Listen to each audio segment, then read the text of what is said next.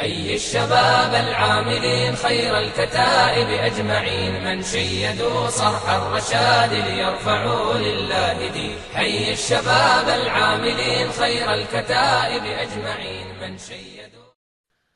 بسم الله الرحمن الرحیم. حمد و مصلی. محترمین یو محترم رو دا پشتنه کړی ده چې موږ به دلته په خارج کې 6 رکعاته تراویح کولې. اوس بعضې کسان داسې دي چې هغه موږ ته وایي چې 6 رکعاته سنت نه دي، 8 رکعاته سنت دي، 8 کوئ. نو آیا موږ بعضې ملګري اوس هغه 8 شروع کړي دي، اوس بیا د روژې میاشت را روانه ده، که په دې باره کې ته موږ ته څه وضاحت راکړي.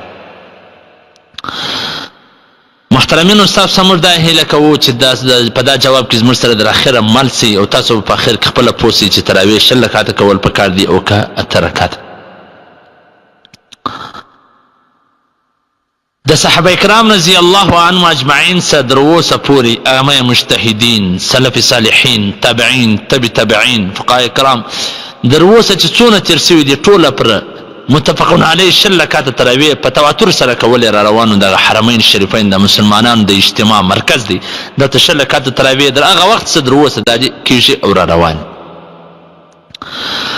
دا ګمان نسي کېدلی چې صحابه کرام رضی الله عنهم اجمعین د صحابه هغه صحابه د نبی علیه الصلاة والسلام د خبرې خلاف ورزي وکړي، د هغو د فیصلې خلاف ورزي وکړي، یا د سنتو خلاف یو عمل وکړي.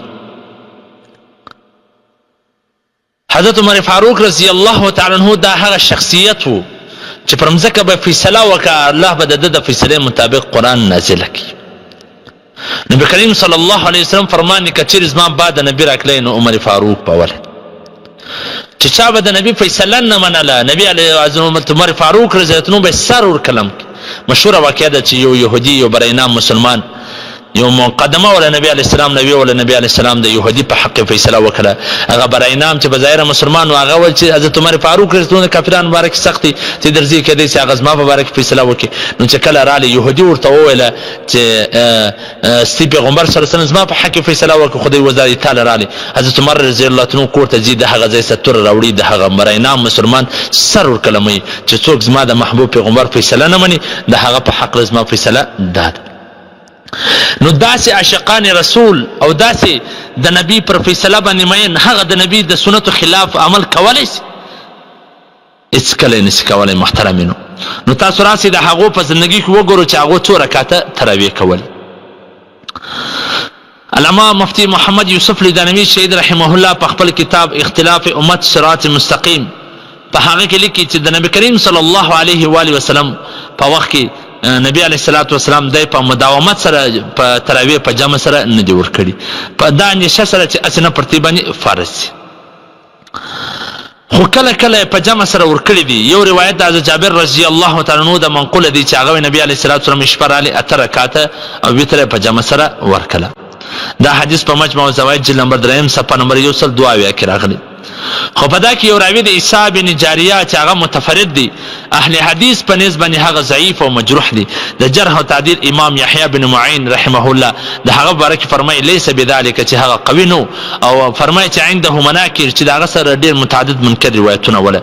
امام ابو داود او امام نسائی رحمهم الله هغه ته منکر الحدیث ویل دي، امام نسائی رحمه الله هغه ته متروک ویل دي، ساجي او عاقلی او هغه ته هغه په ضعفانو کې ذکر کړی دي. په ضعفا کې ابن عدی فرمایي چې د هغه حدیثونه محفوظه نه وله.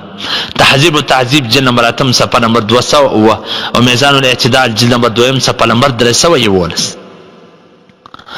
خلاصه د خبرې دا ده چې دغه راوي په دې روایت کې متفرد دی او ضعیف دی او روایت منکر دی، او دغه روایت صرف د یوې شپې د واقعې ذکر دی، یوه شپه واقعه په دې کې مذکوره ده.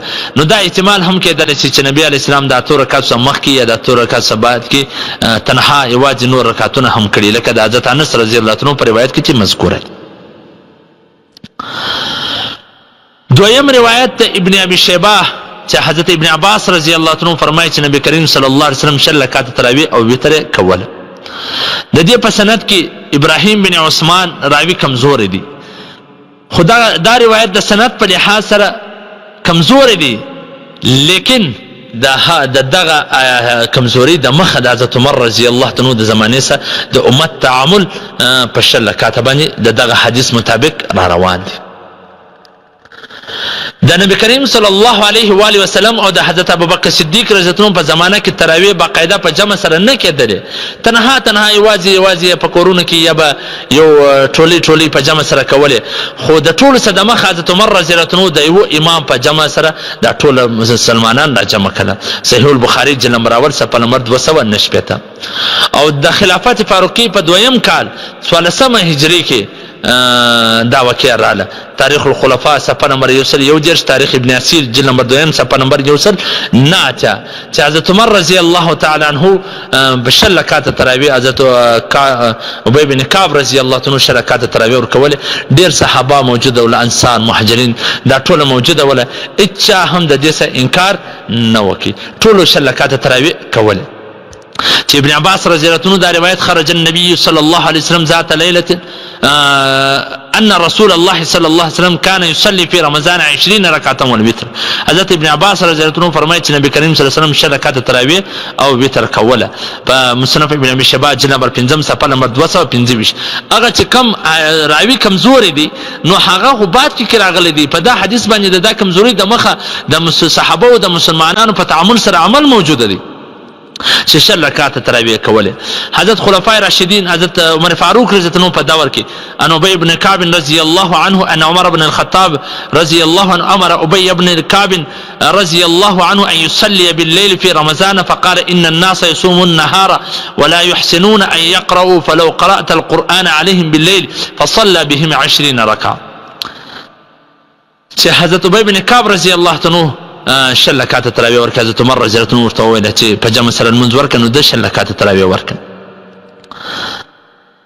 او عن السائب بن يزيد قال كانوا يقومون على عهد عمر بن الخطاب رضي الله عنه في شهر رمضان ب20 ركعة قال وكانوا يقرؤون بالمئين وكانوا يتوكلون على عصيهم في عهد عثمان بن عفان رضي الله عنه من شدة القيام. حضرت سعید بن زید فرمایي چې حضرت عمر رضی الله عنه د حضرت عثمان رضی الله عنه په زمانه کې صحابه کرام په جمع سره شل رکعات تراویح او وتر کوله. شل رکعات تراویح به کوله.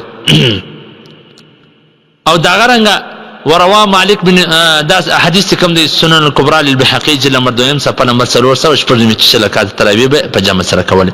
وروا مالک من طریق یزید بن خصیفه عن السائب بن یزید 20 رکعه.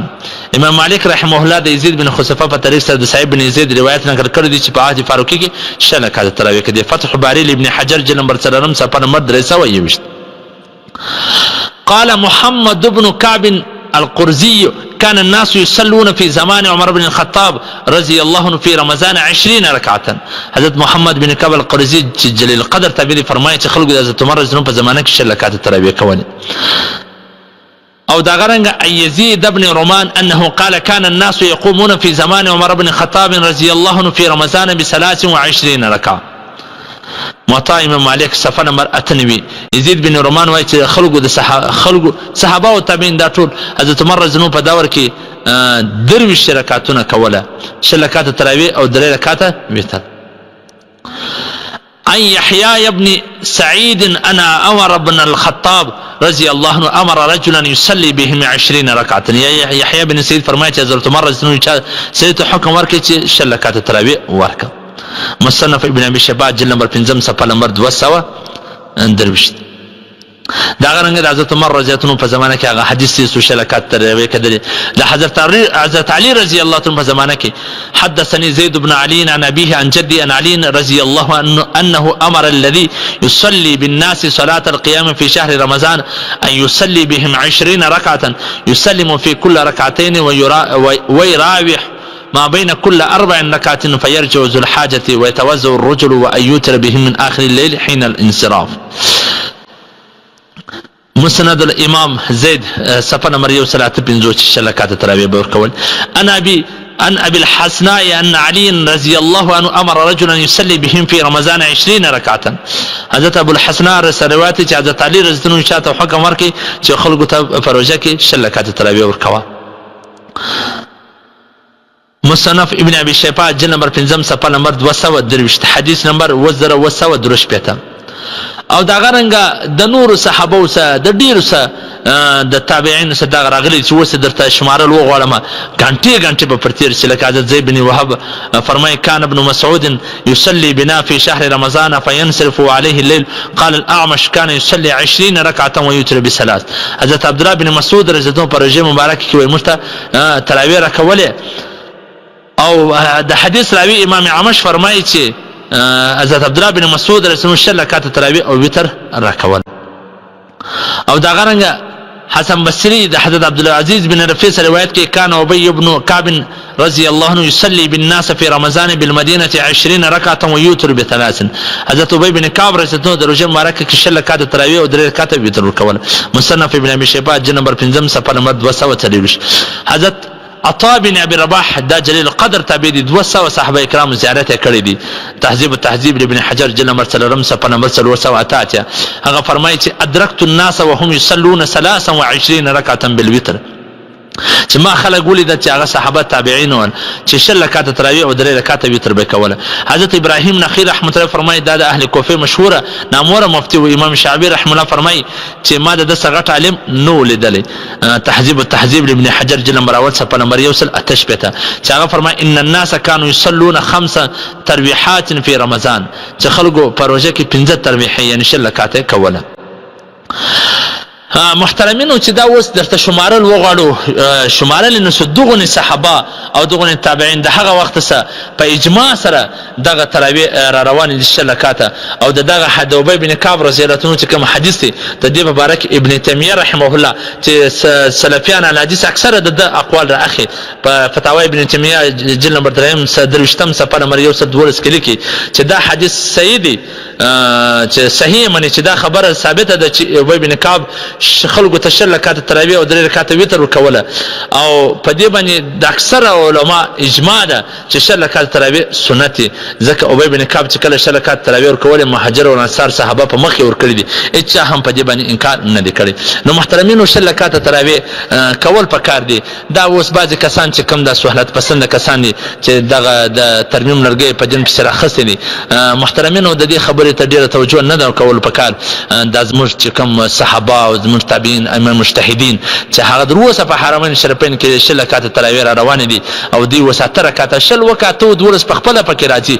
نو چې داته کې چې د قیامت ورځ الله پښتنه سو کړی چې دا دونه علما کرام او فقها او ائمه مجتهدین صحابه کرام چې د جنت زیره پر دنیا پر سی ولا هغه پر شل رکعات ټول صحابه را جمع کړه. تی ولې د اختلاف راځي تی ولې د مسلمانانو په ذهنونو کې شک او شبهات او اختلاف ورچولې نو به څه جواب ورکوي. والسلام.